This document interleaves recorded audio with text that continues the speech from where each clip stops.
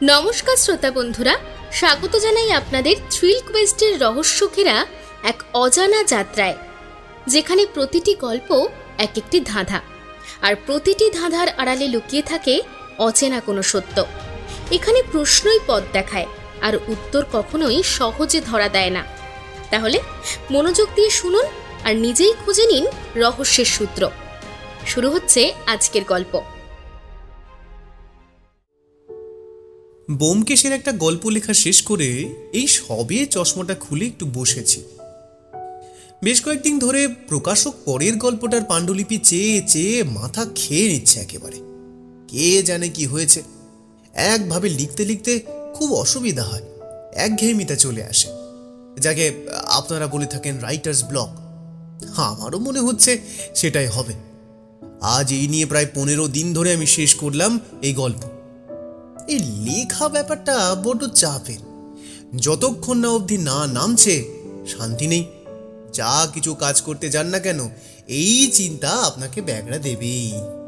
মাথার ভেতরে চরিত্রগুলো অবিরত কথা বলে চলে, ঘটনার ঘন ঘটা আর যুক্তির কাটাকুটি খেলতে খেলতে স্নায়ুগুলো সব অবশ হয়ে আসে যেন। কলমটা যখন শেষমেশ থামলো, তখন মনে হলো হাতটা আর আমার নিজের নেই। এই মাত্র লেখার কাজ শেষ করে এখন একটু চাপমুক্ত লাগছে নিজেকে। বড় একখানা বোঝকা কাঁধ থেকে নামলে ফেরিওয়ালা যেমনভাবে খুশি হয়, আমারও ক্লান্তিতে মাখা খুশির বর্ণনা খানিকটা সেরকমই। ব্যোমকেশ এখন এক প্রকার অবসরের মধ্যেই আছে, ঠিক যেমনটা আমি আমার লেখার ক্ষেত্রে বলছিলাম। এটা হচ্ছে তবে সত্যান্বেষণ ব্লক।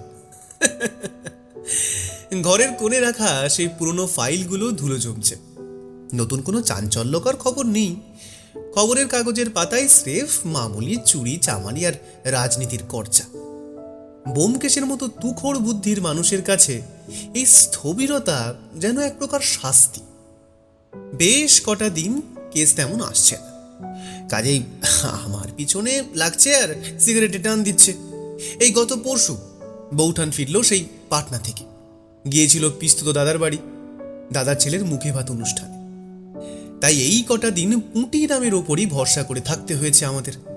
মুখে তেমন স্বাদ না পাওয়াতে আমার আর ব্যোমকেশের বেশ মনটা খারাপ ছিল। পুঁটি নামের লোকটা ভালো, কিন্তু তার রান্নায় সেই হাতের যশের অভাব। ডালের জল আর আলু ভাতের বৈচিত্র্যহীনতায় আমাদের রসনা তৃপ্তি তো দূরে থাক, পেট ভরা নেই তাই হয়ে পড়েছিল। তাই কাল বৌঠানের আগমন আমাদের মনে বেশ আনন্দের সঞ্চার করেছে বলতে হবে। হঠাৎ দরজাতে একটা টোকা পড়ল। এ টোকা আমার খুব চেনা। বিগত 4-5 বছর একই ছাদের তলায় যার সাথে আছি এসে, সত্যান্বেষী ব্যোমকেশ বক্সী। এভাবে ডাকের মানে বেশ ভালোই বুঝি আমি। কি হে বন্ধু, এই শ্রাবণ দিনে এই একা ঘরে বসে কাটাবে? চলো না, একটু গোধূলি বিকেলে একটু বিশ্রান্ত হয়ে আসি, কি বলো? ব্যোমকেশ আমায় কথাগুলো বলল হেঁয়ালির সুরে। জানলার ওপরে আকাশটা তখন কালো মেঘে ছেয়ে গেছে। মাঝে মাঝে মেঘের গুড়গুড় শব্দে আসন্ন বৃষ্টির পূর্বাভাস পাওয়া যাচ্ছে। ব্যোমকেশের চোখে মুখে এক অদ্ভুত চপলতা, যেন সে এই গুমোট ঘর থেকে মুক্তি পেতে চাইছে। সবে তো এই দুপুর গড়ালো, এখন তো সন্ধ্যা নামার ঢের দেরি আছে। ব্যোমকেশ, এখন একটু ঘুমাতে দাও না। উফ উফ, একটা একটা লেখা সবই শেষ করলাম তো। আমি শরীরটাকে বিছানায় এলিয়ে দিয়ে বললাম, তা রহস্য লিখে তো ভালোই টাকা কামাচ্ছ, একদিন তো বড় রকমের ভোজের কথাও তো বলতে পারো অজিত। চিরকুমারের আবার এত টাকা কোথায় লাগে বুঝি না। ব্যোমকেশ কথাগুলো বলল যথেষ্ট রং চড়িয়ে, কিন্তু আমার এখন রাগলে চলবে না, বরং বলতে পারেন রেগে যাওয়ার মতন শারীরিক অবস্থাও আমার নেই বর্তমানে। আমি তাই আমার স্বাভাবিকতা বজায় রেখে বললাম, সে না হয় হবেক্ষণ, কিন্তু এখন আমি যাব না। ব্যোমকেশ আমার আলস্য দেখে একটু হাসল। তার হাতের আঙুলের ফাঁকে ধরা সিগারেট থেকে ধোঁয়া কুণ্ডলি পাকিয়ে উঠছে। সে জানে আমাকে কিভাবে টোপ দিয়ে ঘর থেকে বের করতে হয়। অবিবাহিত পুরুষ আর কানা মানুষ একই, জানো সেটা?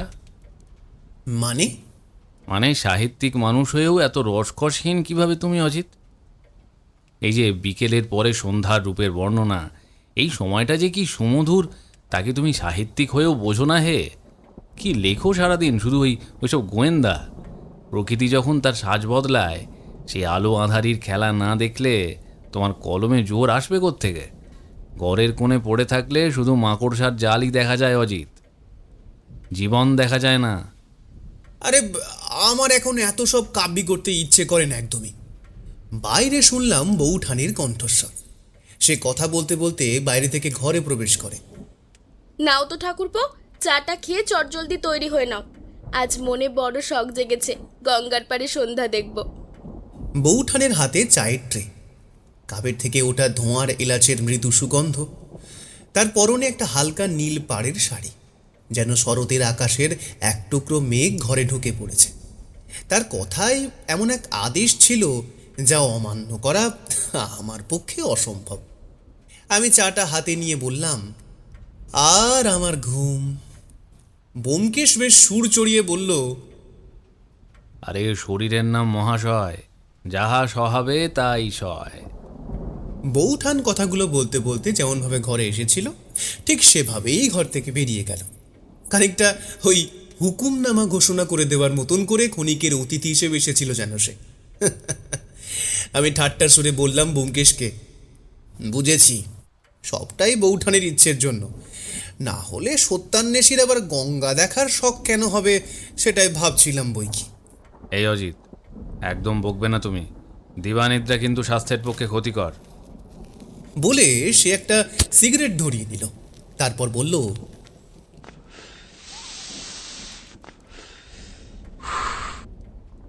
নাও নাও, আর নিজের ক্ষতি না করে ভ্রমণে বেরিয়ে পড়ো, নয়তো ভুড়ি বাগিয়ে বদনাম করো না বাঙালি জাতির। সিগারেট খাওয়াটাও কিন্তু স্বাস্থ্যের পক্ষে ক্ষতিকারক।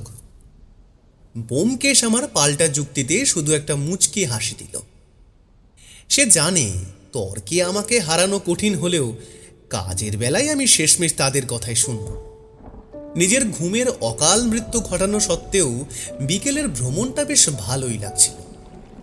গঙ্গার শান্ত বাতাসের আন্দোলনে মন ভালো না হয়ে যায় কোথায়, কিন্তু মুখে খুব একটা প্রশান্তির ভাব ফুটিয়ে তুললে ব্যোমকেশ আবার যদি কোনো তির্যক মন্তব্য করে বসে। গঙ্গার ঘাটে তখন লোকজনের ভিড় জমতে শুরু করেছে। মাঝিদের হাঁকডাক আর চিলদের ওড়াউড়ি মিলেমিশে এক অদ্ভুত মায়াবী পরিবেশ। নদীর শান্ত জলরাশিতে আকাশের মেঘের ছায়া পড়েছে। গঙ্গার বুক চিরে ছোট ছোট নৌকাগুলো যখন চলে যাচ্ছে, তখন জলের কলকল শব্দে মনের ক্লান্তি যেন অনেকটা ধুয়ে যাচ্ছে।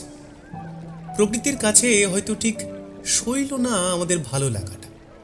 এই বর্ষাকালের ঝামেলা হঠাৎ করে বৃষ্টি এসে যাবে, আর তাই হলো। আচমকা কোত্থেকে বৃষ্টির ফোঁটা সদল বলে হাজির হলো। তাড়াহুড়োর জন্যে আর ছাতা নেওয়ার কথা ভাবতে পারেনি কেউ। তাই মাথা গোজার জন্য ছুটে গিয়ে দাঁড়াতে হলো একটা দোকানের নিচে। দোকানটা পুরনো আমলের কাঠের কাঠামোর ওপর টিনের চাল। বৃষ্টির বড় বড় ফোঁটা যখন টিনের চালে আছড়ে পড়ছে, তখন এক ধুমুল আওয়াজ তৈরি হয়েছে। চারিদিকে মুহূর্তের মধ্যে ঝাপসা হয়ে গেল। আরও কিছু জন আমাদের মতো হতভাগ্য লোকও উঠেছে মাথা গোঁজার জন্য সেই ছাউনির নিচে। ঠাকুরপো, একটা ছাতা নিয়ে আসতে পারতে তো বলো। আমি এই কথা শুনে ভারী অবাক হলাম। প্রত্যুত্তর করলাম, আমি কেন সবেতেই নন্দঘোষ হব বলো তো বৌঠান? আমার এই অসহায় চুক্তি শুনে ব্যোমকেশ পাশের লোকগুলোর দিকে মুখ ঘুরিয়ে হাসতে লাগল, যেন আমার এই অস্বস্তিটাই তার কাছে বিনোদনের বড় রসদ। তো কি, একটিবার তো মনে করতে পারতে। বাহ বৌঠান, তোমারও দেখছি ব্যোমকেশের রোগ ধরেছে।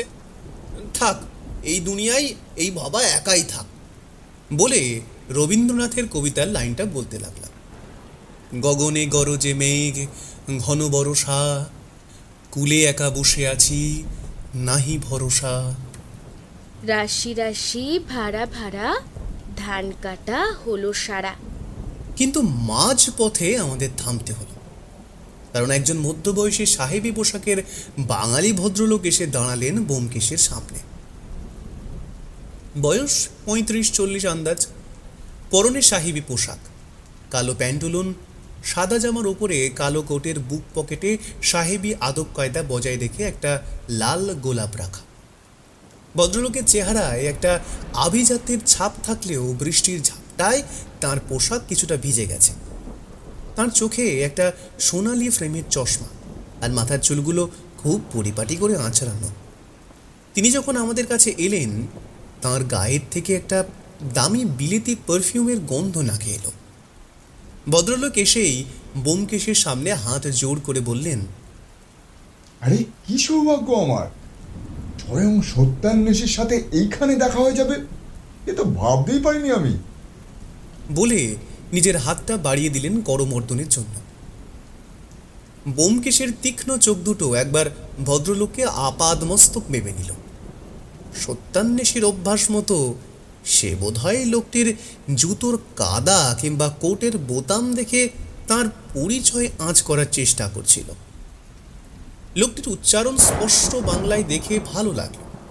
আসলে বেশিরভাগ বাঙালি সাহেবি কায়দাকে অনুকরণ করতে গিয়ে বাংলা ভাষাকেই ভুলে ইংরেজি বাংলা মিশিয়ে একটা বিভৎস ভাষা বলে থাকে।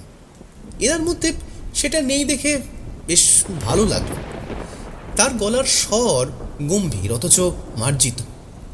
বৃষ্টির শব্দের মাঝেও তার প্রতিটি শব্দ আমাদের কানে খুব পরিষ্কারভাবে পৌঁছাচ্ছিল।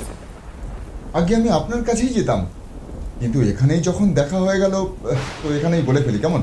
আসলে আপনার কথা পত্রিকাতে আর গল্পগুলোতে এত পড়েছি যে কি বলবো আপনাকে। গোয়েন্দা নয়, সত্যান্বেষী, তাই তো? ভদ্রলোকের চোখে এক অদ্ভুত উৎসাহ। মনে হচ্ছে তিনি কোনো এক বড় রহস্যের বোঝা বয়ে বেড়াচ্ছেন, যা এখন ব্যোমকেশের সামনে নামিয়ে রাখতে চান। এই এই দেখুন, এই গল্প করতে করতে নিজের পরিচয় দেওয়া হয়ে ওঠেনি। আগে আমার নাম ভবতোষ গাঙ্গুলি, একজন প্রত্নতাত্ত্বিকই বলতে পারেন। আসলে আমার কাজ হলো পুরনো কোনো মূর্তি বা কোনো দেবদেবীর মূর্তি এইসব পরীক্ষা করা এবং সেগুলোর দেখাশোনা করা, আর সেগুলোকে সংগ্রহ করে রাখা, মানে আমাদের দেশের অ্যান্টিক জিনিস হিসাবে। আমাদের ইতিহাসের যেসব অমূল্য সম্পদগুলো সব ধুলোর তলায় হারিয়ে যাচ্ছে, সেগুলোকে উদ্ধার করে জনসমক্ষে আনাই আমার নেশা ও পেশা বলতে পারেন। লোকটি এক মুখ হাসি নিয়ে বললেন, বাহ, আপনার পেশা শুনে দারুণ ভালো লাগলো।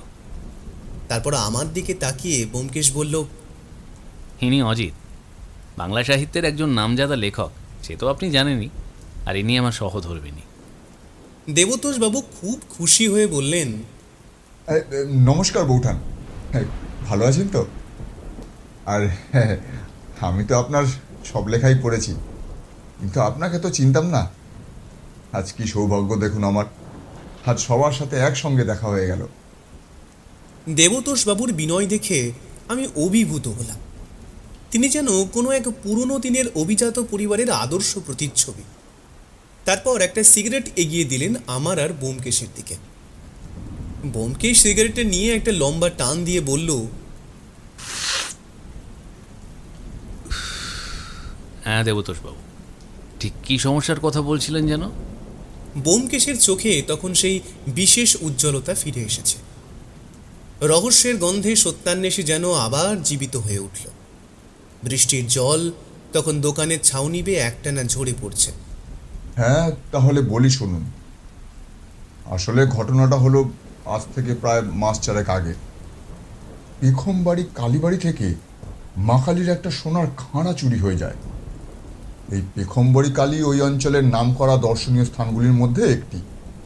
প্রায় 5000 বছরের পুরনো। বাংলার নবাব গৌরীনাথ সমাদ্দার এই পুজো প্রতিষ্ঠা করেন। মন্দিরের গর্ভগৃহের সেই প্রাচীন গাম্ভীর্যের কথা ভাবলে আজও অবাক লাগে। সেই নিশ্ছিদ্র নিরাপত্তার মাঝখান থেকেও কিভাবে খানাটা গায়েব হয়ে গেল তা আজও এক রহস্য। পঞ্চমুণ্ডির আসনে এই দেবী মূর্তির খাঁড়া সোনার তৈরি। বাংলায় আর কোনো মন্দিরে আর এমন সোনার খাঁড়া নেই। এখন বর্তমান বাজারে এর দাম প্রায় কোটির সমান। তাছাড়া এটি একটি অ্যান্টিক জিনিস। আর সবচেয়ে বড় ব্যাপার হলো এই খাঁড়া নাকি একদম আদি সোনা দিয়ে তৈরি। সোনার সেই উজ্জ্বল হলুদ আভা যে কোনো মানুষের চোখ ধাঁধিয়ে দেওয়ার জন্য যথেষ্ট ছিল। ভদ্রলোক খানিকক্ষণ এক নাগাড়ে কথা বলে থামলেন। দেবতোষবাবুর বর্ণনায় সেই চুরির গুরুত্ব আমাদের কাছে স্পষ্ট হয়ে উঠল। তারপর আবার বলতে আরম্ভ করলেন। এর ঠিক 1 মাস পরে চুরি হয় দিকনগরের গোপাল মন্দিরে। এই গোপাল মন্দিরের মূল আকর্ষণ সেই মন্দিরের শঙ্খ। 10 ইঞ্চির এই শঙ্খের এক অন্যরকম বৈশিষ্ট্য আছে। এই শঙ্খ সাধারণ শঙ্খের চেয়ে প্রায় 10 গুণ বেশি জোরে আওয়াজ হয়। হয়তো এই আওয়াজের জন্য দায়ী হলো এর আকার। এটি আকারে বাজার চলতি শঙ্খের মতো নয়, অনেকটা ওই যুদ্ধের সময় যেসব শঙ্খ আগে বাজানো হতো তার মতো। লোককথায় বলে এই শঙ্খের ধ্বনি একবার শুরু হলে গ্রাম ছাড়িয়ে অন্য গ্রামেও তার প্রতিধ্বনি পৌঁছে যায়। কোনো মানুষই কোনোদিন এর পবিত্রতা নিয়ে প্রশ্ন তোলেনি। আর সবচেয়ে বড় ব্যাপার হলো এই শঙ্খের মধ্যে কান পাতলে নাকি সমুদ্রের গর্জনের শব্দ পাওয়া যায়। এই জন্য ওই প্রত্যন্ত গ্রামেও রোজ লাখো লাখো লোক আসে, সবাই মন্দিরে এসে জমা হয়। সবাই ভাবে এই শঙ্খের ধ্বনি শুনলে সমস্ত রোগ সেরে যায়, পাপ মুক্ত হয়। বছরে একবার দোল পূর্ণিমার দিন এই শঙ্খ বাজানো হয়। সেই দোল পূর্ণিমার পবিত্র তিথিতে যখন ভক্তেরা এই শঙ্খের অপেক্ষায় ছিল, তখন তারা জানতে পারলো যে সেই অমূল্য সম্পদ আর মন্দিরে নেই। দেবতোষবাবুর গলার স্বর এবার কিছুটা নিচে নেমে এলো, যেন এই হরণ তিনি ব্যক্তিগতভাবে অনুভব করছেন। আমি অবাক হয়ে জিজ্ঞেস করলাম, এ তো সাংঘাতিক ব্যাপার। তা এত ভক্ত খেপে যায়নি? মানুষের বিশ্বাস আর এত ভক্তি, বাংলার সাধারণ মানুষের কাছে দেব বিগ্রহের অঙ্গহানি হওয়া মানে অমঙ্গলের সঙ্গে। এই খবর জানাজানি হলে তো দক্ষযজ্ঞ বেঁধে যাওয়ার কথা। আরে না না, এইসব খবর রটে গেলে তো আর রক্ষে থাকবে না। এত মানুষের ভক্তি, বিশ্বাস সব কিছু জড়িয়ে রয়েছে এর সঙ্গে। তার উপর ওই গ্রামের বড় অংশ যুক্ত এই মন্দিরকে ঘিরে। তাদের রোজগার বেঁচে থাকা সবই সেই গোপাল মন্দিরকে ঘিরে। এখন ওদের পুরোহিত আমায় চুপি চুপি এইসব জানায়। ভক্তরা এখনো কোনো কিছু টের পায়নি। তাই কোনো রকম গরমাগর্মি না করে ব্যাপারটাকে যদি... আসলে দেবতোষবাবু ঠিকই বলেছেন। মন্দিরকে কেন্দ্র করেই অনেক সময় স্থানীয় অর্থনীতি গড়ে ওঠে। চুরির খবর রাষ্ট্র হলে ভক্ত সমাগম কমবে, আর তার প্রভাব পড়বে সাধারণ মানুষের পেটে। তাই সত্য গোপন করা ছাড়া কর্তৃপক্ষের আর উপায় নেই। কিন্তু এত লোকের মধ্যে কিভাবে চুরি করতে পারলো? সেটাই তো কথা বৌঠান। আর আমাদের মনে হয় এই কাজে একজন নয়, একাধিক লোক যুক্ত আছে। কোনো সাধারণ চোর বা ছিঁচকে চোরের পক্ষে এত বড় ঝুঁকি নেওয়া সম্ভব নয়। এর পেছনে নিশ্চয়ই কোনো সুশৃঙ্খল চক্র কাজ করছে, যারা ভিড়ের মধ্যে মিশে গিয়েও নিজেদের কাজ হাসিল করতে জানে। ব্যোমকেশ এতক্ষণ শুনছিল কথাগুলো, কোনো কথা বলছিল না। এবার হাতে সিগারেটটা ফেলে বলল, তারপরেরটা? দেবতোষবাবু আবার একটা সিগারেট ধরিয়ে কয়েকবার ধোঁয়া ছেড়ে বললেন, আর এর পরেরটা হয় বেলতলার মহারাজা মন্দিরে, দেবী কমলা কামিনীর মুকুটে। এই জায়গাটাও বেশ জনবহুল। রোজ হাজারে হাজারে মানুষের সমাগম হয় এই মন্দির চত্বরে। তার মধ্যেও যে কিভাবে এগুলো হচ্ছে কেউ জানে না। বিগ্রহের মাথায় থাকা সেই প্রাচীন কমলা কামিনীর মুকুটটিও বেশ বহুমূল্য। সোনার পাতের ওপর সূক্ষ্ম কারুকাজ করা, রত্নখচিত সেই শিল্পকর্মটি চুরি যাওয়া মানে প্রত্নতাত্ত্বিক দিক থেকেও বেশ বড় ক্ষতি।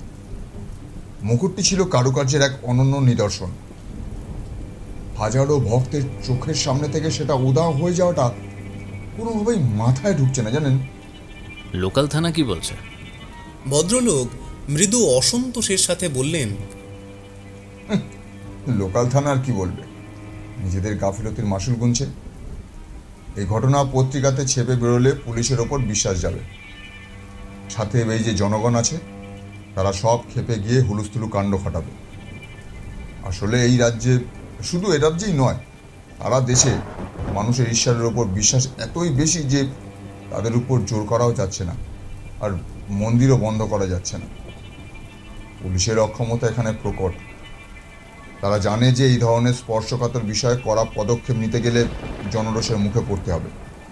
তাই তারা ভেতরে ভেতরে তদন্ত করলেও ফল কিছু মিলছে না, বুঝলেন? তাহলে বিকল্প? আশ্চর্যের বিষয়টা কি জানেন? যেসব মন্দিরে চুরি গেছে, মানে এই খাড়া, শঙ্খ আর মুকুট, তো সেখানে চোর নিজেই একটা বিকল্প ব্যবস্থা করে গিয়েছে। এই মানবতার প্রদর্শন সে স্বয়ং করেছে। চোরের এই ধৃষ্টতা অবাক করার মতনই। সে শুধু চুরি করছে না, বরং প্রমাণ করতে চাইছে যে আসল ও নকলের পার্থক্যে কর্তৃপক্ষকে টেক্কা দিতে পারে। যেমন? যেমন চোর নিজেই চুরি করে একটা নকল খাঁড়া, মুকুট অথবা নকল শঙ্খ রেখে যাচ্ছে। সেটা অবিকল সেই আসল শঙ্খের মতনই। এমনকি মন্দিরের পুরোহিতরাও প্রথম নজরে সেই তফাৎ ধরতে পারেনি। ভাবা যায় কতটা নিখুঁত হলে সেই নকল বিগ্রহ মানুষের চোখে ধুলো দিতে পারে। প্রতি মাসে একটা করে চুরি, আবার নকল জিনিস। ব্যোমকেশ সন্দেহের সাথে কথাগুলো বলে। ব্যোমকেশের ভুরুর মধ্যে ভাঁজ প্রকট হয়ে আছে। এই ভাবের অর্থ ব্যোমকেশ এখন পুরোপুরিভাবে এই রহস্যের মধ্যে ঢুকে গেছে। আর সত্যি বলতে কি, এই ধরনের, অর্থাৎ আমাদের বাংলার মাটি থেকে অ্যান্টিক জিনিস চুরি হয়ে যাচ্ছে, এর একটা প্রতিকার হওয়া দরকার, এবং সেই সাথে অপরাধীর চরম শাস্তিও। আর এই ধরনের কেস ব্যোমকেশ আগে তেমন করেনি, তাই আমার মধ্যেও একটা চাপা উত্তেজনা কাজ করছিল। আচ্ছা, আর অন্য কিছু চুরি গেছে, মানে সোনা দানা কিছু? না ব্যোমকেশ বাবু, অন্য কিছু নয়। একটাও সোনার গয়না কিংবা দামি কিছুই চুরি যায়নি। শুধুমাত্র সমস্ত অ্যান্টিক জিনিসগুলোই চুরি হচ্ছে। এর মানে তো পরিষ্কার, চোর কোনো সাধারণ গয়না চোর নয়। তার লক্ষ্য হলো প্রাচীনত্ব এবং দুষ্প্রাপ্যতা। আসলে সে ভালো করেই জানে যে সোনার ওজনের চেয়েও ইতিহাসের দাম ঢের বেশি। দেবতোষ বাবু ব্যোমকেশের হাত চেপে ধরে বলেন, প্লিজ ব্যোমকেশ বাবু, আপনি দয়া করে এই রহস্যের সমাধান করুন। আপনার ওপর আমার পূর্ণ ভরসা আছে। আমি নিজে একজন প্রত্নতাত্ত্বিক হয়ে কিভাবে মেনে নিই বলুন তো? আর পুলিশের ওপর আমার এখন কোনো ভরসাই নেই। তাই তাই সব ভেবে আপনার দ্বারস্থ হতে হলো আমাকে। দয়া করে আমাকে ফিরিয়ে দেবেন না, প্লিজ। দেখুন, আপনি তো খুব ভালো করেই জানেন যে কত অজানা অচেনা ইতিহাসের সাক্ষী এইসব জিনিসগুলো। এইগুলো অন্য দেশে বিক্রি হয়ে যাওয়া মানে সব শেষ হয়ে যাওয়া। বিদেশের বাজারে আমাদের দেশের এই প্রাচীন ঐতিহ্য পাচার হয়ে গেলে তার কোনো দিন ফিরে আসবে না। আমাদের কৃষ্টি সংস্কৃতি এইভাবে লুণ্ঠিত হতে আমরা দিতে পারি না। আপনি চিন্তা করবেন না, আমি আমার সাধ্যমতো চেষ্টা করব সত্যকে অনুসন্ধান করার আর এই বাংলার ঐতিহ্যকে বাঁচিয়ে রাখার। ব্যোমকেশ দৃঢ় কণ্ঠে জবাব দিল।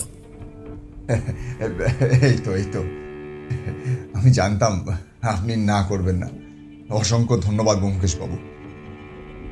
আপনি পারবেন, আপনি নিশ্চয়ই পারবেন। আরে, আপনার উপর আমার সম্পূর্ণ আস্থা আছে। এই যে এই হলো আমার কার্ড। এতে ঠিকানা, টেলিফোন নম্বর সব লেখা আছে। আপনি নতুন কিছু খবর পেলে আমাকে দয়া করে জানাবেন। একদম একদম। তাহলে এখন আসি দেবতোষবাবু, নমস্কার, ভালো থাকবেন। হ্যাঁ, একদম একদম, আসুন আসুন। আচ্ছা, আপনাদের সবার কিন্তু একদিন নেমন্তন্ন রইল আমার বাড়িতে। বৌঠান, আপনাকে কিন্তু অবশ্যই আসতে হবে। আচ্ছা, খুব ভালো থাকবেন। হ্যাঁ, চলি। বৃষ্টি একদম কমে গেছে। আবার কখন চলে আসে বৃষ্টি কে জানে। বেরিয়ে পড়ি আমরা। রাস্তা কাদা পেঁচপেঁচে খুব, তার মধ্যে কোথাও কোথাও জল জমে আছে গর্তে। খুব সাবধানে হাঁটছিলাম আমরা। বাড়ি এসে এক পেয়ালা চায়ের ফরমান পুটিরামকে দিয়ে বসলাম ব্যোমকেশের সাথে। দেখলাম একটা খাতায় কি সব আঁকি বুকি কাটছে সে, আর এক নাগাড়ে সিগারেট খাচ্ছে। ঘরের ভেতর তখন সিগারেটের নীল ধোঁয়া কুণ্ডলি পাকিয়ে উঠছে। ব্যোমকেশের মনটা এখন ম্যাপ আর তারিখের মধ্যে ডুবে গেছে। মাঝে মাঝে তার হাতের পেন্সিলটা খাতার পাতায় দ্রুত আঁচড় কাটছে। বারান্দায় বৃষ্টির ঝাপটা তখন আরও বেড়েছে। জানলার ওপাশে অন্ধকার কলকাতা যেন এক গভীর ষড়যন্ত্রের সাক্ষী হয়ে দাঁড়িয়ে আছে। চোরের এই ধারাবাহিকতা ব্যোমকেশকে গভীরভাবে ভাবাচ্ছে। আমি নীরবতা ভাঙলাম প্রথমে। কি করছো ব্যোমকেশ? ব্যোমকেশ কোনো উত্তর দিল না। তারপর উঠে দাঁড়িয়ে বলল, আচ্ছা অজিত, প্রত্যেক মাসে একটা করে চুরি, তাই তো বললেন উনি, তাই না? হ্যাঁ, এটা শ্রাবণ মাস, তাহলে চুরিগুলো শুরু হয়েছিল। বৈশাখ মাস থেকে। আমি মুখের কথা কেড়ে নিয়ে বললাম। তাহলে প্রতিটি মাসে চুরি, অর্থাৎ বৈশাখ, জ্যৈষ্ঠ, আষাঢ় আর শ্রাবণ, মানে এই মাসে চুরি হয়নি এখনো। ব্যোমকেশ খুব দ্রুত এই কথাগুলো বলল। তার গলার স্বরে একটা অদ্ভুত সতর্কতা। সে যেন আগামী ঘটনার পূর্বাভাস পেয়ে গেছে। আমি বেকুবের মতো উত্তর দিলাম, হ্যাঁ। ব্যোমকেশ আবার একটা সিগারেট ধরিয়ে টান দিল পরপর কয়েকটা, তারপর বলল, দেবতোষবাবুর সেই কার্ডটা কই? আমি উঠে গিয়ে ব্যাগ খুঁজে সেই কার্ডটা বের করে নিয়ে এলাম। তারপর ব্যোমকেশ টেলিফোন নাম্বারটা নিয়ে ডায়াল করলো। কিছুক্ষণ সময় পরে ফোন ধরল দেবতোষবাবু। আমি শুধু এক পাশের কথাটাই শুনতে পেলাম। হ্যালো, শুভ সন্ধ্যা। নমস্কার, আমি ব্যোমকেশ বক্সি বলছি। হ্যাঁ হ্যাঁ, বলুন বলুন। আরে কি সৌভাগ্য আমার। প্রতিটা চুরি হয়েছে মাসের ঠিক কত তারিখে? হ্যাঁ, প্রথমটা পেখমবাড়ি কালীর খড়গটা, ওটা 5ই বৈশাখ। পরেরটাও 5ই জ্যৈষ্ঠ, আর শেষেরটাও একই তারিখ, মানে 5ই আষাঢ়। কি সংঘাতে! এত সহজ সরল সত্যিটা আমি খেয়াল করিনি। তার মানে যে এইসব কাজ করছে, সে কি কিছু বলতে চাইছে আমাদের? তারিখের এই অদ্ভুত মিল কোনোভাবেই কাকতালীয় হতে পারে না। তোর যেন ক্যালেন্ডার দেখে তার শিকার স্থির করে রেখেছে। হতেও পারে বা নাও হতে পারে, কিছু ঠিকভাবে বলা যাচ্ছে না এখনই। আপাতত আমরা সবাই ধোঁয়াশার মধ্যে হাঁটছি। তবে আপনার হাতে কেসটা দিয়ে আমি একেবারে নিশ্চিত। এই যে এক্ষুনি কত সুন্দর করে তারিখের ব্যাপারটা চোখে ধরে দিলেন। রাখছি, শুভরাত্রি। আর বেশি কিছু না বলে রিসিভারটা নামিয়ে রাখে ব্যোমকেশ। আমি ইতিমধ্যে কথা শুনে আন্দাজে বুঝলাম যে প্রত্যেকটা চুরি হয়েছে মাসের 5 তারিখে। কি বুঝছো ভায়া? আপাতত একরাশ ধোঁয়া চোখে মুখে ঘোরাফেরা করছে। মৃত মুনিয়া পাখি কখন যে ফিনিক্স পাখি হয়ে উড়ে যাচ্ছে, আবার কখন যে তার পুনর্জন্ম হচ্ছে, তা ঠিক বোঝা যাচ্ছে না। ব্যোমকেশ ভায়া কি বলছে তার কিছুই ঠিক বোঝা গেল না। এই হেঁয়ালি করাটা ব্যোমকেশের স্বভাব। ব্যোমকেশের এই ধরনের হেঁয়ালির মানে হলো সে কোনো একটা যোগসূত্র খুঁজে পেয়েছে ঠিকই, কিন্তু এমনই তা খুলসা করতে রাজি নয় সে। এই রহস্যের জালটা অনেক গভীরে ছড়িয়ে আছে। আমি যখন ভীষণ উত্তেজিত হয়ে কিছু জানতে যাব তখনই ও এমন করে। এরপরে আর ব্যোমকেশের সাথে বেশি কথা বলা হলো না, কারণ বৌঠান রাতের খাবারের জন্য ডাক পাড়ল। সেদিন খাবার টেবিলে ব্যোমকেশ কিছু আর বলল না। ওই চুড়িগুলোকে নিয়ে কিছু ভাবলে ঠাকুরপো? ভাবেন তো সত্যান্বেষী, আমি তো গল্পগুলো লিখেই খালাস। আমি খেতে খেতে বললাম, আচ্ছা, মন্দিরের লোকজন কোনোভাবে যুক্ত নয় তো এই কাজের সাথে? সম্ভবত নয়, কারণ যদি তারা যুক্ত থাকতো তাহলে অনেক আগেই চুরি হতো। আর চুরিগুলো হয়েছে নানান জায়গায়, তাই সবার সাথে সবার যোগাযোগটা নিতান্তই কাকতালীয় ব্যাপার। আর নিজের মন্দিরে চুরি হলে তো লোক সমাগম হবে না, উল্টে ভক্তরা রেগে যাবে। তার ফলে ক্ষতি তো সেই মন্দিরের লোকেদেরই, তাই না? চোর বাইরের লোক হওয়ার সম্ভাবনাই বেশি। সে হয়তো দীর্ঘ সময় ধরে প্রতিটি মন্দির পর্যবেক্ষণ করেছে এবং সুযোগ বুঝে আঘাত হেনেছে। কথাটা ঠিকই, কিন্তু এত ভিড়ের মধ্যে কিভাবে কেউ চুরি করবে? সেটাই তো সত্য, সেটাই। কিভাবে পারলো? এই কিভাবে প্রশ্নটার উত্তরই এখন আমাদের খুঁজে বের করতে হবে। ভিড়ের মধ্যে অদৃশ্য হওয়ার কোনো জাদুকরী কৌশল কি চোরের জানা আছে? সেই দিন ওইটুকু কথা বলে আর এ বিষয়ে কোনো কথা হয়নি। বাইরের অঝোর বৃষ্টির শব্দের মাঝে সে যেন কোনো এক গভীর ধ্যানে মগ্ন। রাতে একটা বই পড়তে পড়তে ঘুমিয়ে পড়েছিলাম। অনেক রাতে গায়ের জলের ছাটে ঘুম ভাঙল। দেখি বাইরে মুষলধারে বৃষ্টি হচ্ছে। তাড়াতাড়ি উঠে গিয়ে জানলা দরজা লাগাতেই দেখি ব্যোমকেশ দাঁড়িয়ে আছে বাইরের জানলার দিকে মুখ করে। আমি ঘুম কাতর কণ্ঠে বললাম, কিয়ে ব্যোমকেশ, বলি রাত কটা বাজে খেয়াল আছে? এখনো যে ঘুমাওনি? বলি অত ভাবতে হবে না ব্যোমকেশ, যাও গিয়ে শুয়ে পড়ো। বৌঠান কিন্তু রাগ করবে এবার। আমি ফিরে আসছিলাম ঘরে, পিছনে ব্যোমকেশ ডাকলো, আচ্ছা অজিত, বলো তো, এই চুরির পেছনে আর এই 5 সংখ্যার সাথে কি কোনো যোগসূত্র আছে? এখন রাত বিরেতে বাংলার 5-এর মতো মুখ করে আবার তুমি ওসব 7-5 ভাবছো এখন ব্যোমকেশ? হ্যাঁ? উফ! আরে বলো না, তুমি তো জানো কোনো সমাধান শেষ না হওয়া পর্যন্ত আমার ঠিক শান্তি হয় না, ঠিক যেমন তোমার গল্প না শেষ করলে হয় না। আমি অল্প হাসলাম। ব্যোমকেশ এতদিনে আমাকে বেশ চিনে গেছে দেখলাম। কি কথা বললে আমি চুপ হয়ে যাব সেটাও ভালো করেই জানে। 5 তো অনেক রকম ভাবেই ভাবা যায়, কিছু তো তেমন আসছে না মাথায়, আসছে না। না, আচ্ছা অজিত, বলো তো, এই যে জিনিসগুলো চুরি হচ্ছে, এই জিনিসগুলো সব কিন্তু ওপরের দিকে, মানে মূর্তিগুলোর মাথায় বা ওপরের দিকে থাকে, সেটা লক্ষ্য করেছো? চোর সবসময় উচ্চতার সুযোগ নিচ্ছে। এর মানে সে হয়তো কোনো বিশেষ কৌশল ব্যবহার করে উঁচু জায়গা থেকে জিনিসগুলো সরিয়ে নিচ্ছে। ঠিক, কিন্তু তুমি দেবদেবীগুলোর উচ্চতাগুলো না জানতে পারলে কি করে বুঝবে চুরির পন্থা? হ্যাঁ অজিত, ঠিক এটাই করতে হবে আমাদের সরে জমিনে তদন্তে নামতে হবে। শুধু মুখ ফেরানো কথায় রহস্যের জট ছাড়ানো যাবে না। মানে জায়গা পরিদর্শন করতে হবে, তাই তো?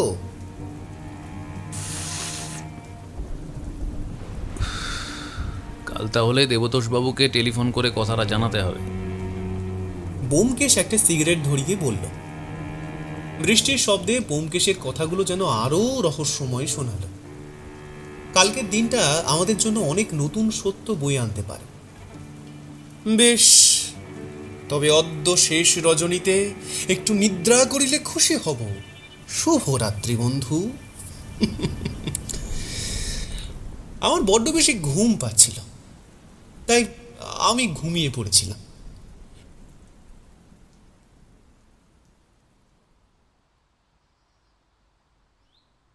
পরের দিন একটু দেরি হলো উঠতে।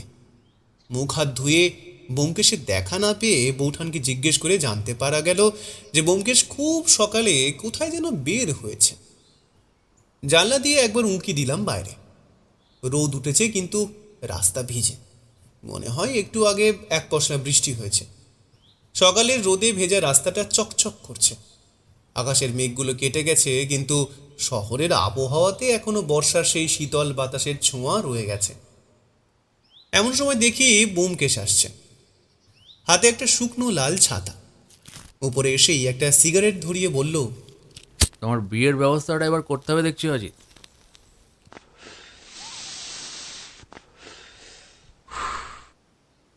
এত বেলা অবধি ঘুমাচ্ছ? না, শরীরের বড় অবনতি হচ্ছে, বুঝতে পারছি। আমি কথা শুনে বললাম, সেসব ছাড়ো, আগে বলো এত সকালে কি খবর আনতে গিয়েছিলে? একটা সাংঘাতিক জিনিস পেয়েছি অজিত। তার চোখের দৃষ্টিতে একটা বিচিত্র তৃপ্তি। মনে হলো সে কোনো এক বড় ধাঁধার সমাধান পেয়ে গেছে। কি? না, ক্রমশ প্রকাশ্য। দূর ব্যোমকেশ, বলো না।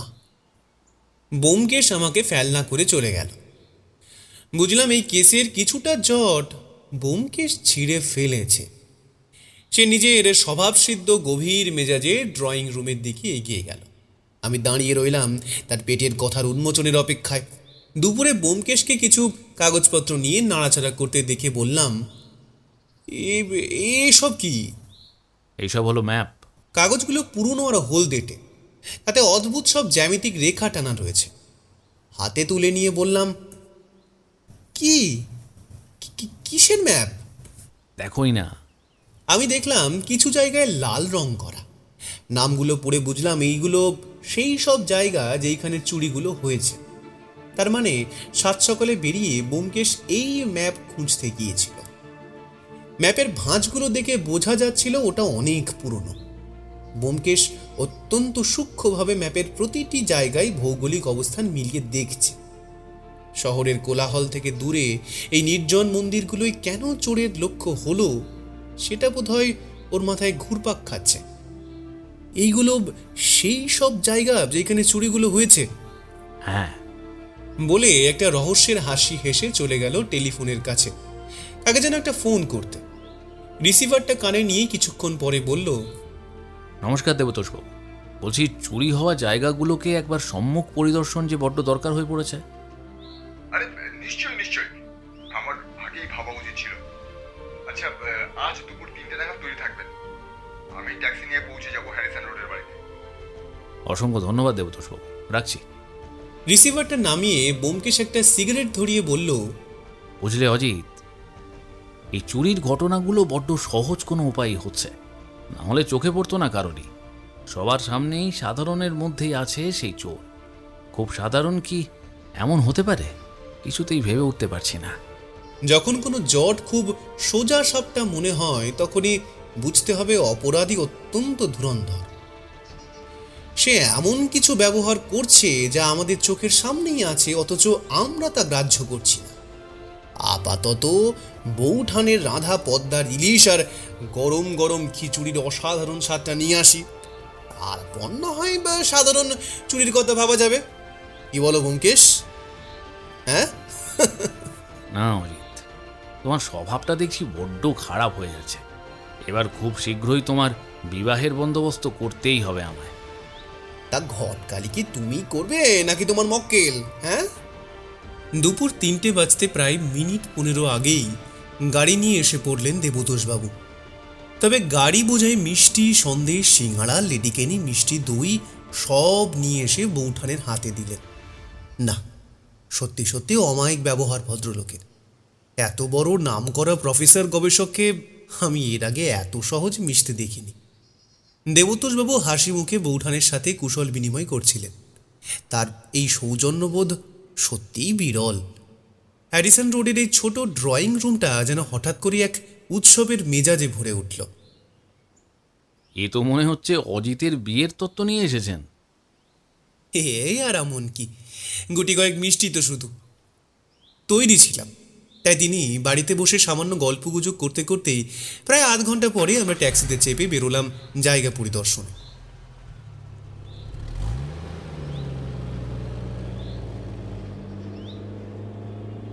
কলকাতা থেকে প্রতিটি জায়গা প্রায় 10-12 কিলোমিটারের দূরত্ব।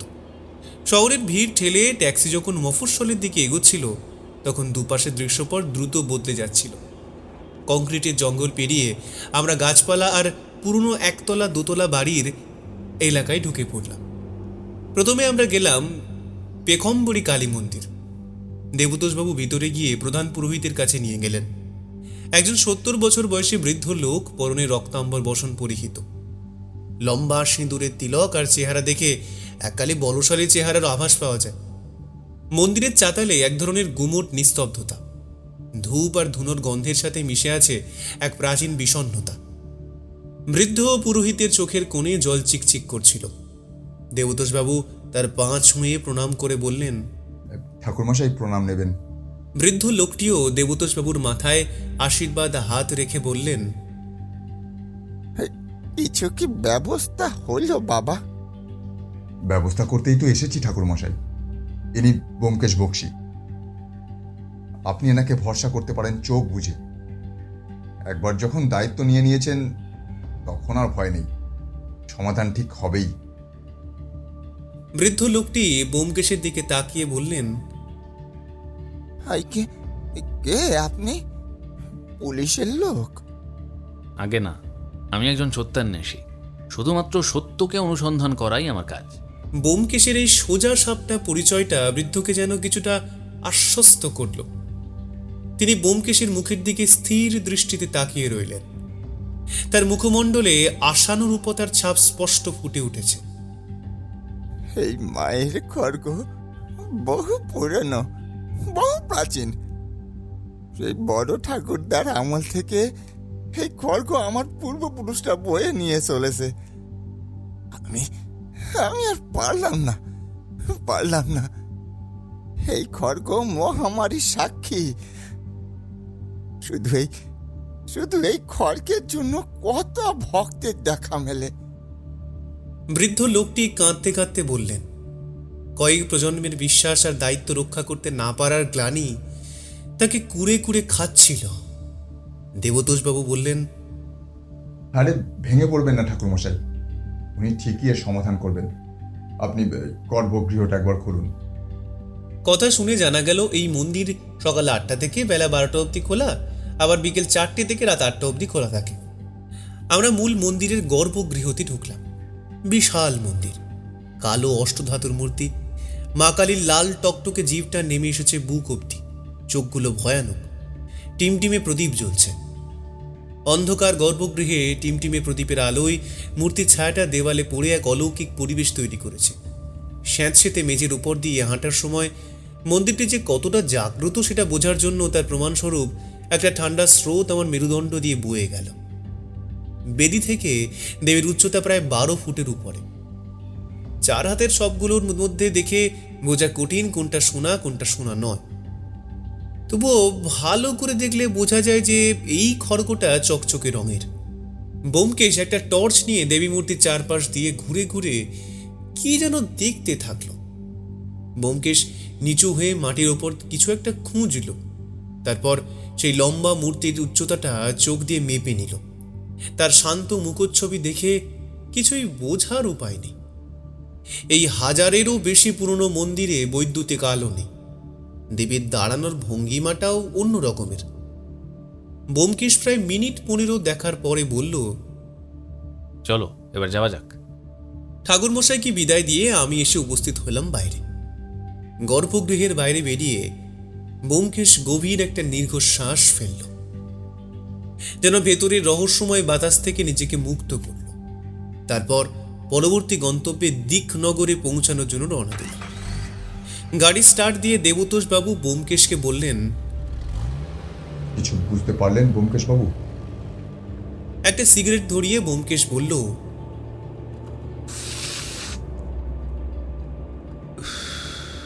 এটুকু বোঝা যাচ্ছে যে চুরি করেছে সে নিজের হাতে সেই মূর্তিকে স্পর্শ করতে পারেনি, কারণ একজন পূর্ণবয়স্ক মানুষেরও এতটা অবধি হাত পৌঁছানো সম্ভব নয়।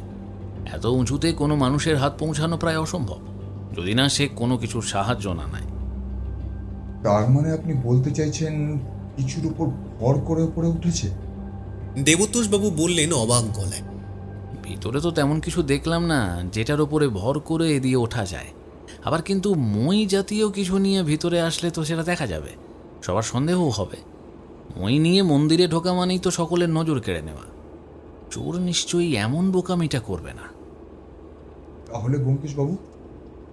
তাহলে এমন কিছু যেটা খুব সাধারণ জিনিস, চোখে পড়ার মতো নয় এমন, সন্দেহ করার মতো নয় এমনও।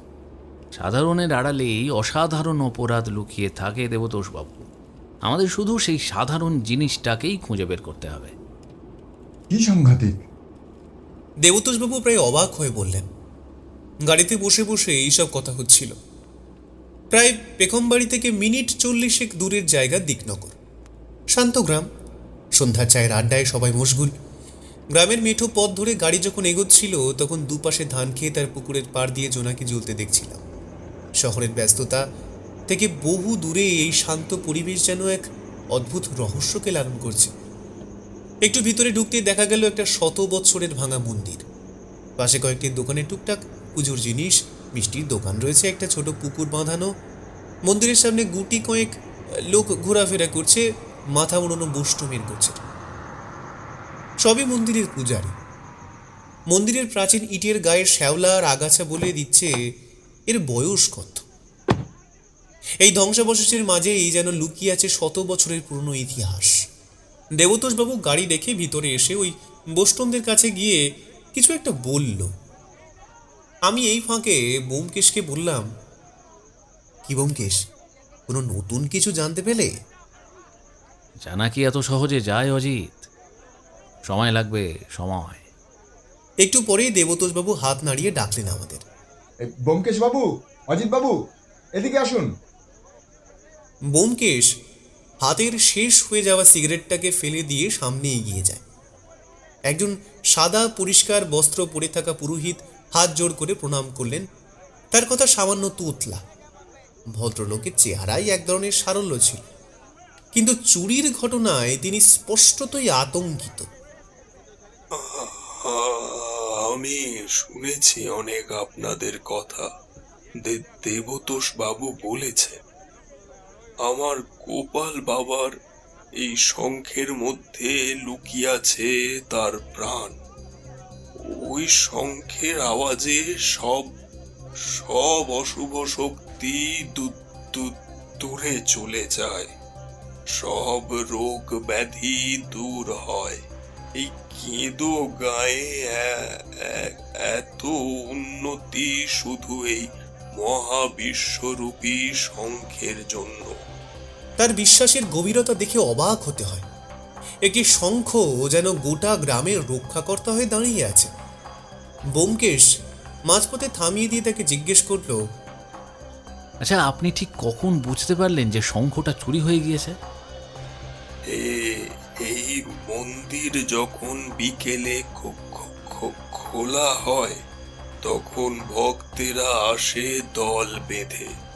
মন্দিরের গর্ভগৃহে প্রবেশের পরে প্রথম বিশ্বনাথ আমায় এসে জানায় যে শঙ্খ যেন কেমন অন্য রকম লাগছে, তার আকারের কিছু পরিবর্তন হয়েছে। আমি সাথে সাথে ছুটে গিয়ে দেখি, হ্যাঁ, কিছু গন্ডগোল তো রয়েছেই, কিন্তু তখন ভক্তেরা রয়েছে, কিছু করা যাবে না ভেবেই আমি আবার সন্ধে 6টায় গিয়ে গর্ভগৃহ বন্ধ করে কিছুক্ষণ পরেই বিশ্বনাথকে ডেকে শঙ্খ হাতে নিয়ে দেখি, না, এ তো একদম আলাদা শঙ্খ।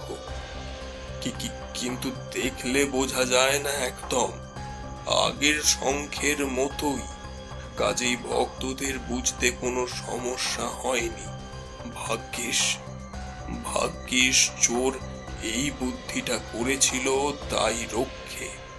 না হলে এত ভক্ত কত দূর থেকে আসে এই শঙ্খের জন্য। চোর অত্যন্ত দক্ষ শিল্পী, সন্দেহ নেই। সে আসল আর নকলের মধ্যে এমন ভারসাম্য রেখেছে যা সাধারণ মানুষের চোখে ধরা পড়া অসম্ভব। তার মানে চোর অনেকবার আগেও এসেছে এই মন্দিরে, না হয় কিভাবে এই আকারের শঙ্খ পাবেও? চোর মন্দিরটি বারবার রেকি করেছে। সে জানতো কোথায় শঙ্খ রাখা আছে এবং তার মাপ কত। ব্যোমকেশ কঠিন স্বরে কথাগুলো বলল, তারপর আবার প্রশ্ন করল, আপনাদের মন্দির কতক্ষণ খোলা থাকে? সকাল 6টা থেকে সকাল 8টা, আর বিকেল 4টে থেকে সন্ধে 6টায়। আচ্ছা, একটিবার ভিতরে যেতে পারি? এখন তো গোপালের ঘুমানোর সময়, কিন্তু তারও বেশি দরকার এই শঙ্খের উদ্ধার। আসুন দেবতোষ বাবু, আসুন আপনারাও। পুরোহিত মশাইয়ের অনুমতি পেয়ে আমরা মন্দিরের ভেতরের দিকে এগোলাম। ফাঁকা গৃহে অন্ধকারের মাঝে আমাদের পায়ের শব্দ প্রতিধ্বনিত হচ্ছিল। আমরা প্রায় 50-এর ওপর সিঁড়ি পেরিয়ে গেলাম মূল মন্দিরের গর্ভগৃহে। বহু প্রাচীন তা দেখেই বোঝা যাচ্ছে। একটা লম্বা দণ্ডের ওপর গোলাপি কাপড় জড়িয়ে রাখা আছে একটা প্রায় 10 ইঞ্চি লম্বা এক শঙ্খ। গর্ভগৃহের দেওয়ালগুলোয় কারুকার্য করা, যা 100 বছরের ধুলো আর ধোঁয়ার কালচে হয়ে গেছে। শঙ্খটা যেখানে রাখা আছে সেখানে সাধারণ মানুষের হাত পৌঁছানো দুষ্কর। ঘরের মাথার সমান উঁচু একটা গোপাল মূর্তি, মাটির। বালক গোপাল বসে আছে, সাবেকি রূপ, সোনার গয়না। ব্যোমকেশের মুখে একটা হাসি খেলে যাচ্ছে। দেখলাম ও কিছু যেন একটা খুঁজছে মন দিয়ে। গোপালের পিছনে একটা বড় কাপড় নিচ অব্দি ঝুলছে, সেইখান দিয়ে ভক্তরা দেব প্রদক্ষিণ করছে। এইখানেও কোনো বৈদ্যুতিক আলো নেই, তাই ঘরের বেশিরভাগটাই অন্ধকার। ব্যোমকেশ টর্চের আলোটা মেঝের কোণে একবার ফেলল, তারপর গোপালের পেছনের কাপড়টা একটু সরিয়ে দেখল। তার চোখে এক বিচিত্র কৌতূহল। আমরা ওইখান থেকে ফিরে একটু বাইরের দিকে এসে একটা খাবারের দোকানে দাঁড়ালাম। কথাটা অবশ্য বলেছিলেন দেবতোষবাবু। আরে শুধু মগজটা খাটালেই কি হবে মশাই? এই মগজে কিছু না জোগালে বুদ্ধি আসবে কি করে? সামনে একটা বড় রেস্তোরাঁ আছে, চলুন আগে কিছু খেয়ে নিই। ঠিক এই জন্যই আমার বড্ড ভালো লাগে দেবতোষবাবুকে। লোকটির মনটা বড় উদার, কোনো কার্পণ্য বোধ নেই। খেতে এবং খাওয়াতে ভীষণ ভালোবাসেন। দেবতোষবাবুর এই ভোজন রসিক মনটা আমাদের ক্লান্তিতে অনেকটা আরাম দিল। গরম কচুরি আর আলুর দমের গন্ধে চারিদিকটা আমোদিত হয়ে উঠেছিল। খাওয়া পর্ব সেরে আমরা আবার গেলাম আমাদের সর্বশেষ গন্তব্যে, বেলতলার মহারাজের মন্দিরের দেবী কমলার মন্দিরে। এই মন্দিরের পূজারীর সাথেও কথা বলল ব্যোমকেশ আর দেবতোষবাবু। রাতের অন্ধকারে বেলতলার এলাকাটা আরও নিঝুম হয়ে গেছে। ঝিঁঝি পোকার ডাক আর মন্দিরের ঘণ্টার ধ্বনি এক অদ্ভুত মায়া তৈরি করেছে। ঘড়ি দেখে বুঝলাম রাত 9টা বাজে। এখান থেকে বাড়ি পৌঁছাতে এখনো ঘন্টা 2। বৌঠানকে ব্যোমকেশ বলে এসেছে অবশ্য যে ফিরতে দেরি হবে। তবু মনে হলো বৌঠান ঠিকই না খেয়ে অপেক্ষা করবে আমাদের জন্য। ওরা কথা বলছিল আর আমি এই দিক ওই দিক ঘুরে দেখতে লাগলাম চারপাশটা। খুব নিঝুম জায়গা। কলকাতা থেকে সামান্য কিছু পথ গিয়ে যে এমন একটা ছোট্ট জায়গার অস্তিত্ব রয়েছে তা জানা ছিল না। চারপাশে বড় বড় অশ্বত্থ আর বটগাছ ডালপালা মেয়ে ভূতের মতো দাঁড়িয়ে আছে। মন্দিরের মূল গর্ভগৃহের ভিতরে ঢুকলাম। শক্ত পাথরের মাটির তৈরি বিশালাকার 2টি হাতি অমৃত বর্ষণ করছে। পদ্মফুলের ওপর মা বসে আছেন। মাথায় মুকুটটি একেবারে যে সোনা দিয়ে হিরে খচিত না তা বোঝা যাচ্ছে না। মুকুটের ওপর কারুকাজগুলো এত সূক্ষ্ম যে প্রদীপের আলোয় তা সত্যি হীরের মতো ঝিলিক দিচ্ছিল। হাতি দুটির মূর্তিও বেশ জীবন্ত। গোটা পরিবেশটা এক আধ্যাত্মিক গাম্ভীর্যে ভরা। ব্যোমকেশকে এই ফাঁকে বললাম, বেশ রাত হলো ব্যোমকেশ, এবার ফেরা যাক নাকি? বেশিক্ষণ সময় নিলাম না। আমরা বেরিয়ে এলাম মন্দির থেকে। রাস্তায় গ্যাসবাতিগুলো কুয়াশায় ঝাপসা দেখাচ্ছে। ট্রামের তার থেকে মাঝে মধ্যে আগুনের ফুলকি ছিটকে পড়ছে। লোকজন বলতে গেলে তখন কেউই নেই।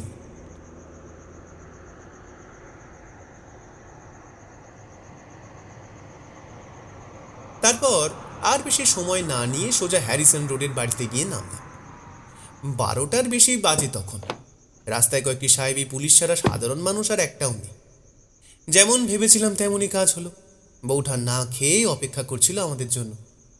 পুঁটিরাম এসে দরজা খুলে দিল আমাদের। আমি দেখলাম বৌঠানের হাতে একটা বই। নামটা হলো বাংলার ঐতিহ্য। কিছু মন্দির আর দেবদেবীর ছবি প্রচ্ছদে রয়েছে। বইটা টেবিলে রেখে সে আমাদের দিকে তাকালো।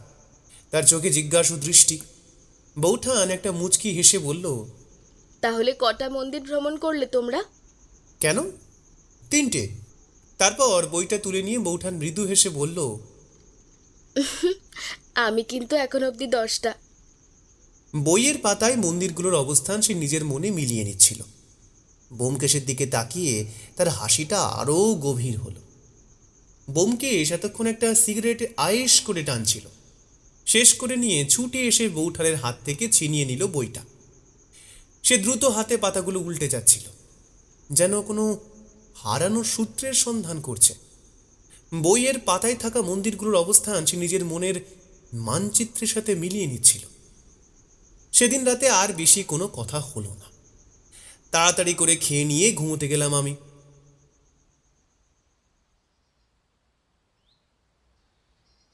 পরের দিন ব্যোমকেশের ডাকে ঘুম ভাঙল আমার। জানলার পর্দা সরিয়ে দিতেই সকালের রোদ ঘরে এসে পড়ল। অজিত, বলি হে অজিত, এত ঘুমালে কি করে চলবে? আজ একটা গুরুত্বপূর্ণ দিন। মানে আজ কি আছে? আরে আজ কি ভুলে গেলে? আমি কিছু মনে করতে পারছি না দেখে ব্যোমকেশ বলল, আজ কত তারিখ যেন? আজ তো বাংলার 5। ও হো, মানে ওই চুরি। তারিখটা মনে পড়তেই আলস্য কেটে গেল। আমার ঘুমটা কেটে গেল। আমি লাফিয়ে উঠলাম বিছানা থেকে। কিন্তু চুরি কোথায় হবে? তাড়াতাড়ি তৈরি হয়ে এসো, বেরোতে হবে। কিন্তু কোথায় সেটা তো বলো। ব্যোমকেশ কোনো উত্তর না দিয়ে নিজের কাজ করতে লাগলো। আমিও একটা উত্তেজনা নিয়ে তাড়াতাড়ি তৈরি হয়ে গেলাম। সকালে দেখছি ব্যোমকেশের মধ্যে একটা তাড়াহুড়ো কাজ করছে। বৌঠান লুচি আর ডাল করছিল। সেটাই বেশ ভরপেট খেয়ে নিয়ে গেলাম ব্যোমকেশের সাথে বাইরে। একটা ট্যাক্সি ধরে সোজা এসে বসলাম ভিতরে। কি যেন একটা নাম বলে মানে ব্যোমকেশ উঠে বসলো গাড়িতে। বেশ খানিকটা যাবার পরে একটা মন্দিরের সামনে এসে দাঁড়ালাম। বেশ ভিড়ভাট্টা এলাকা। লোকজনের কথা শুনে বুঝলাম মন্দির সবে বন্ধ হয়েছে, আবার 4টেই খুলবে মন্দির। এটা একটা বিষ্ণু মন্দির। শতটলি তলার বিষ্ণু মন্দিরটি 1000 বছর প্রাচীন। এর খোদাই করা দেওয়াল লিখন পড়ে জানা যায় এই মন্দির রাজা মঞ্জল সেন প্রতিষ্ঠা করেছিলেন। মন্দিরের দেওয়ালে দেওয়ালে কত রকমের দেবদেবীদের নৃত্যরত ভঙ্গি। একদিকে শিব, গণেশ এসবের মন্দির ছিল। ব্যোমকেশের এইখানে আগমনের কারণ আমার অজানা। সিংহ দরজাটা জং ধরে লাল হয়ে গেছে, দেওয়ালের প্লাস্টার ঘষে ঘষে পড়ছে। চারপাশের জঙ্গলে বুনো ফুলের গন্ধ আর ভিজে মাটির গন্ধে এক অদ্ভুত ভৌতিক পরিবেশ তৈরি হয়েছে। প্রায় অনেকক্ষণ বসে আছি, হঠাৎ বৃষ্টি এলো ঝেঁপে। সে কি মুষলধারে বৃষ্টি! মন্দিরের নাট মন্দিরে উঠে বসলাম। বৃষ্টি থামছেই না, কিন্তু লোকের আনাগোনা কম নেই। একটা লোক এসে ব্যোমকেশের সাথে কি বিষয় যেন পরামর্শ করে গেল। বৃষ্টির ঝাপটা যখন মন্দিরের চাতালে আছড়ে পড়ছে, তখন এক ধরনের সোঁদা সোঁদা গন্ধ ছড়িয়ে পড়ছে। প্রায় 3টে নাগাদ উপচে পড়া ভিড় মন্দিরে। বৃষ্টি তেমন সমান তালে চলছে। ব্যোমকেশ আমার কাছে এসে বলল, মন্দিরের সমস্ত লোকের ওপর নজর রেখো অজিত। সন্দেহভাজন কাউকে দেখলে জানিও, কিন্তু এমনভাবে যাতে করে কেউ অন্তত তোমায় না সন্দেহ করে। ভিড়ের মধ্যে মিশে গিয়ে নজর রাখা কঠিন। আমি বারবার নিজেকে আড়াল করে নিয়ে এদিক ওদিক তাকাচ্ছিলাম। প্রায় 4টে নাগাদই মন্দিরের দরজা এসে খুললেন একজন শ্বেত বসন পরিহিতা ব্রাহ্মণ। হুড়মুড় করে লোকজন ঢুকতে লাগলো ভিতরের দরজায়। বৃষ্টিটা তখনই থামল। হঠাৎ কোনো কারণ ছাড়াই আচমকা ব্যোমকেশ একটা লোককে আটক করলো। বয়স 40-এর আশেপাশেই, মাথায় অল্প চুল, চেহারা রোগাটে ধরনের, লম্বা, পরনে সাদা ধুতি, উপরে সাদা জামা, একটা লম্বা কালো ছাতা আর অন্য হাতে একটা মাঝারি সাইজের চটের ব্যাগ। লোকটি ভিড়ের মধ্য দিয়ে দ্রুত বেরিয়ে যাওয়ার চেষ্টা করছিল। তারপর ব্যোমকেশ স্বভাবসিদ্ধ গলায় বলল, আপনার ব্যাগটা একটু দেখতে চাই, একটু দাঁড়ান দয়া করে। লোকটি একটু ভিমড়ি খেয়ে বলল, কেন? আমার বড় কাজ আছে, এখন হবে না। আর আপনি কে মশাই? এইভাবে ধরে রেখেছেন কেন? আমি কে সেটা সামান্য পরেই না হয় বুঝবেন, এখন একটু দাঁড়ান। রাখালবাবু, একবার এইদিকে আসুন। দেখলাম রাখালবাবু এবং আরও গোটা 2-5 পুলিশ এলো। এরা সবাই সাধারণ পোশাকে। বুঝলাম সব পুলিশেরা এসেছে সাধারণ পোশাকে। রাখালবাবু এবং তার সঙ্গীরা লোকটিকে ঘিরে ফেলল। এনার ব্যাগটা দেখুন তো রাখালবাবু। না না না না, আমার ব্যাগে হাত দিবি না, কেউ দিবি না বলছি। লোকটি চিৎকার করে উঠল। ততক্ষণে লোকটির হাত চেপে ধরেছে পুলিশগুলো। সে প্রবল বাধা দেওয়ার চেষ্টা করছিল। না, এখানে নয়, সবটা হবে থানায়। ব্যোমকেশ কথাটা বলেই গাড়িতে উঠে বসল। লোকটির হাতে কোমরে দড়ি বেঁধে তুলে নিল জিপে। কিভাবে কি হলো, কেন ওই লোকটাকে ব্যোমকেশ ধরল, আমার কিছুই জানা ছিল না। আমি শুধু নীরবে সব দেখছি। থানায় পৌঁছে দেখি দেবতোষবাবু চলে এসেছেন। লোকটাকে দাঁড় করিয়ে ওর ব্যাগটা থেকে পুলিশ অফিসার রাখালবাবু বের করলেন একটা চকচকে হীরের পাথর। হীরেটার উজ্জ্বলতা প্রদীপের আলোয় ঝিলিক দিয়ে উঠল। দেবতোষবাবু হীরেটা দেখেই চমকে উঠলেন। সাথে সাথে টেলিফোনটা বেজে উঠল থানায়। সর্বনাশ হয়ে গেছে, বিষ্ণু মন্দিরের বিষ্ণুদেবের মুকুটের বিরাট হিরেটা চুরি হয়ে গেছে। বদলে একটা কিনা চকচকে পাথর রেখে দিয়ে গেছে কেউ। ওপাশ থেকে খুব চিন্তিত কোনো ব্যক্তি বলছে। রাখালবাবু অল্প হেসে বললেন, চিন্তা করবেন না, আপনার বিষ্ণুদেবের হিরে আমাদের কাছে আছে। বলে ফোনটা কেটে দিলেন রাখালবাবু। দেবতোষবাবু অবাক হয়ে বললেন, আরে কি সাংঘাতিক! আপনি মহান ব্যোমকেশ বাবু, আপনি মহান। আমার চোখ দিয়ে জল বেরিয়ে যাচ্ছে, দেখুন। আচ্ছা, কি করে বুঝতে পারলেন বলুন তো আপনি? মানে একেবারে। দেবতোষবাবু ব্যোমকেশের হাত দুটো জড়িয়ে ধরলেন। ভদ্রলোকের কথা শেষ হলো না ছোট গল্পের মতো। ব্যাপারটা বড় সহজ ছিল, একেবারে প্রথম থেকে বলি, তবে হয়তো পরিষ্কার হবে আরও। সর্বপ্রথম আমি লাইব্রেরিতে যাই। সেখান থেকে বাংলার সমস্ত আদি দেবদেবীর মন্দিরগুলির নাম এবং একটা মানচিত্র পাই। ওইখানেই আমার সন্দেহ হয় যে সবকটা চুরির স্থান একটা নির্দিষ্ট লাইনে যাচ্ছে। বলে ব্যোমকেশ পকেট থেকে একটা মানচিত্র বের করে তারপর সেটাকে টেবিলে মেলে ধরে মানচিত্রের উপর আঙুল বুলিয়ে ব্যোমকেশ প্রতিটি বিন্দুর সংযোগ বুঝিয়ে দিতে লাগলো। তারপর বলল, দেখুন, এইটা হলো পেখমবাড়ি আর এইটা হলো রাজবাড়ি। এর ঠিক পরেই রয়েছে শটতলিতলা, আর এর ঠিক পাশে মনসাতলা মন্দির, তাই তো? এতক্ষণ লোকটি মুখ লুকিয়েছিল, এবার সে ঘাড় নাড়ল। ব্যোমকেশ আবার বলা শুরু করল, আমি আন্দাজ করেছিলাম কেবলমাত্র, তাই আন্দাজের বশেই আমি রাখালবাবুকে বলে সাধারণ পোশাকে পুলিশ রাখার বন্দোবস্ত করেছিলাম। আন্দাজ যখন অকাট্য প্রমাণের সাথে মিলে যায় তখনই সত্যান্বেষণের সার্থকতা আসে। রাখালবাবু এবার বললেন, কিন্তু কি করে সেই চোর চুরি করলো? ব্যোমকেশ এবার আসামি মহোদয়ের দিকে ফিরে বলল, কি আপনি বলবেন নাকি আমি বলবো? আসামি লোকটা কিছু বলে না। ব্যোমকেশ বলল, জিনিসটা খুবই সাধারণ জিনিস, কারোর অন্তত সন্দেহ করার মতো নয়, সেটারই সুযোগ নিয়েছিলেন উনি। আমরা সবসময় খুব বড় বড় বা জটিল চক্রান্ত খুঁজি, অথচ সত্য আমাদের চোখের সামনে ধুলোবালির মতো পড়ে থাকে। দেবতোষবাবু প্রশ্ন করলেন, কি সেটা? ব্যোমকেশ অল্প হেসে বলল, বর্ষাকালের আসল জিনিস কি? ছাতা। মাথাটা খুলেছে দেখছি তোমার অজিত। একদমই তাই, এই চুরির আসল রহস্য ওই কালো ছাতা। সবাই ভাবছিল লোকটা বৃষ্টির হাত থেকে বাঁচতে ছাতা নিয়েছে, অথচ ছাতাটাই ছিল তার অপরাধের প্রধান যন্ত্র। রাখালবাবু অবাক হয়ে জিজ্ঞেস করলেন, মানে ছাতা? আগে হ্যাঁ, ছাতা। আপনি ওর ছাতাটা দিন আমায়। ছাতাটা নিয়ে ব্যোমকেশ একেবারে শেষ অংশটায় পেঁচ দিল। ঝাঁকুনি দিতেই বেরিয়ে এলো ফাঁপা নল। ওই নলের মধ্যে লুকানো ছিল একই রকমের একাধিক নল। ব্যোমকেশ ওই নলগুলো একটার পর একটা জুড়ে দিল, একটা বেশ শক্ত মই বানিয়ে নিল।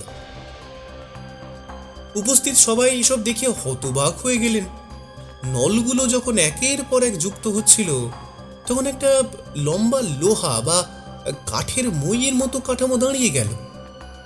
দেবতোষবাবু বললেন, কিন্তু চুরিগুলো করতো কি করে? পদ্ধতিটা বড় সহজ। অনেক সংখ্যক লোক ভগবানকে পরিক্রমণের সময় এই অভদ্র লোক ভগবানের ভক্ত সেজে লুকিয়ে থাকতেন।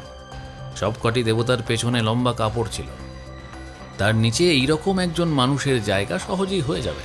ইনি তাই করতেন। দেবতা পরিক্রমার সময় ভিড়ের সুযোগ নিয়ে পিছনে লুকিয়ে পড়তেন, আর প্রতিটি গর্ভগৃহ বড্ড অন্ধকার থাকায় ধরা পড়ার সুযোগ বড়ই কম ছিল। তারপর এক সময় গর্ভগৃহ বন্ধ হয়, আর তখন এনার হাতে অনেক সময় সুখে স্বাচ্ছন্দ্যে চুরি করেন। ছাতার মধ্য থেকে সব নল বের করে মই বানিয়ে নিয়ে শুরু হতো চুরি করা। তার আগেই একই রকমের দেখতে একটা নকল জিনিস তৈরি করাই থাকতো ব্যাগে। মইতে উঠে চুরি করে নকল জিনিসটা লাগিয়ে দিলেই ব্যাস। যতদূর সম্ভব এটা হট্টগোল আর ভক্তদের মধ্যে শোরগোল না বাঁধানোর জন্য, যাতে করে আমাদের চোর মহাশয় একেবারে আবার যখন দুপুরে দরজা খোলা হবে ভক্তদের সাথে সহজেই বেরিয়ে আসতে পারেন। কি ঠিক বললাম তো?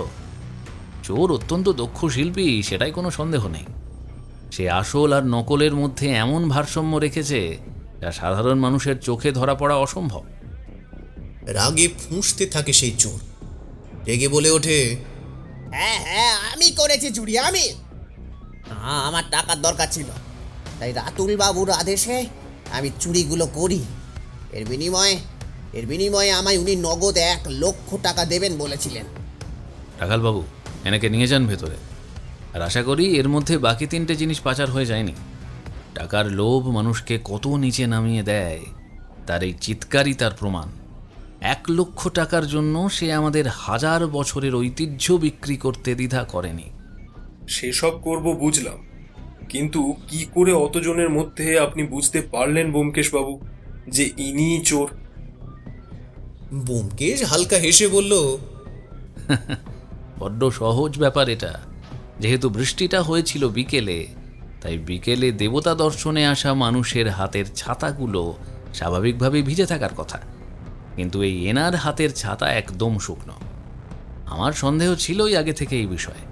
আমি তাই ছাতাটা লক্ষ্য করছিলাম, আর এই মক্কেলকে পেয়েও গেলাম। এই বলে ব্যোমকেশ বেরিয়ে এলো বাইরে। সূক্ষ্ম পর্যবেক্ষণে যে সত্যান্বেষণের মূল মন্ত্র, ব্যোমকেশ তা আবারও প্রমাণ করল। সাধারণ মানুষের চোখে যে এড়িয়ে যায়, তার তীক্ষ্ণ নজর সেখানেই সত্য খুঁজে পায়। দেবতোষবাবু বাইরে এসে ব্যোমকেশকে প্রায় 1000 বার ধন্যবাদ দিয়ে বললেন, আপনি যে কত বড় উপকার করলেন তা মুখে বলে বোঝানো খুবই কঠিন। মানে আমাদের বাংলার এত বড় ঐতিহ্য সব নষ্ট হওয়া থেকে বাঁচালেন আপনি। আমি মানুষ চিনতে ভুল করিনি, আপনাকে দেখেই বুঝেছি যে আপনিই পারবেন। দেবতোষবাবুর গলার স্বর আবেগে রুদ্ধ হয়ে আসছিল। তার চোখে মুখে তখন স্বস্তির আলো। আমি আপনাকে সাহায্য করতে পেরেও বেশ খুশি হয়েছি। ব্যোমকেশ বলে চলে আসে। আমরা শেষ বিকেলের রাস্তায় হাঁটছিলাম। আকাশের মেঘগুলো কেটে গিয়ে এক অদ্ভুত লালচে আভা ছড়িয়ে পড়ছে। বৃষ্টির পর শহরটা যেন নতুন করে সেজেছে। ব্যোমকেশকে জিজ্ঞেস করলাম, আচ্ছা ব্যোমকেশ, তুমি ওই ছাতার কথাটা কিভাবে বুঝলে?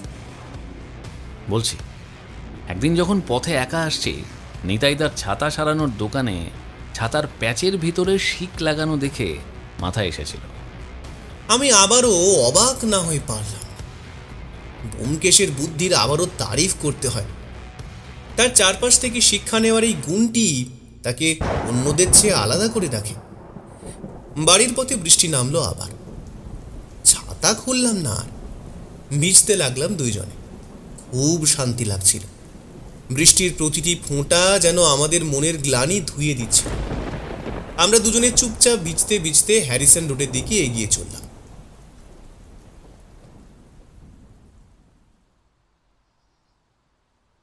পরের দিন দেবতোষবাবু সকাল সকাল ফোন করে বললেন, এই ঘটনার পিছনে আসল মক্কেল রামতনু দত্ত, সেই এই পাচারের সাথে যুক্ত। আর রাতুল সমেত এরা মোট 5 জন ব্যক্তি এই কাজে যুক্ত ছিল। প্রত্যেক মাসের 5 তারিখে চুরির কারণটা খুবই অদ্ভুত, জানেন তো? এটা হলো ওদের এই পঞ্চ পাণ্ডবদের সিগনেচার স্টাইল। দলেও 5, এই তারিখেই 5 দিয়ে সেটা ইন্ডিকেট করছিল। সুখের বিষয় হলো সবকটা হারানো জিনিস খুঁজে পাওয়া গেছে, আর দোষীদের শাস্তি দেওয়ার জন্য আদালতে পাঠানোও হয়েছে। সবাই নিজের দোষ স্বীকারও করে নিয়েছে। রামতনু দত্তের মতো প্রভাবশালীদের মুখোশ উন্মোচিত হওয়ায় সমাজে এক বড়সড় ধাক্কা লেগেছে। ঐতিহ্য জিনিস চুরির এই চক্রটি সমূলে বিনাশ হওয়াটা খুবই দরকার ছিল। অনেক ধন্যবাদ আপনাকে। ঠিক, এই কথাটা আমার মাথায় আসেনি গতকাল। তার মানে বাংলার 5-এর অভ্যন্তরে এমন প্যাঁচপ্যাঁচে বুদ্ধি কাজ করছিল। ঠিক আছে দেবতোষবাবু, একটু ধন্যবাদ বাঁচিয়ে রাখুন আপাতত। কার্যোদ্ধার হয়েছে শুনে মনটা খুশি হয়েই গেছে। ব্যোমকেশ টেলিফোনটা নামিয়ে রেখে জানলার দিকে তাকিয়ে একটা দীর্ঘ নিঃশ্বাস ফেলল। তারপর আমি বললাম, ব্যোমকেশ, তাহলে এমন ঐশ্বরিক চুরির তদন্তেও তোমার নির্ভুল সত্যানুসন্ধান একেবারে পারফেক্ট হলো বলো, হ্যাঁ? সে একটা সিগারেট ধরিয়ে মেঘলা আকাশের দিকে তাকিয়ে রইল কিছুক্ষণ। তারপর বলল, হয়তো সেটাই অজিত। তার গলার স্বরে এক ধরনের গাম্ভীর্য ছিল। সে যেন সাফল্যের চেয়েও আগামী দিনের দায়িত্বের কথা বেশি ভাবছে। আমি অবাক হয়ে বললাম, কিসের?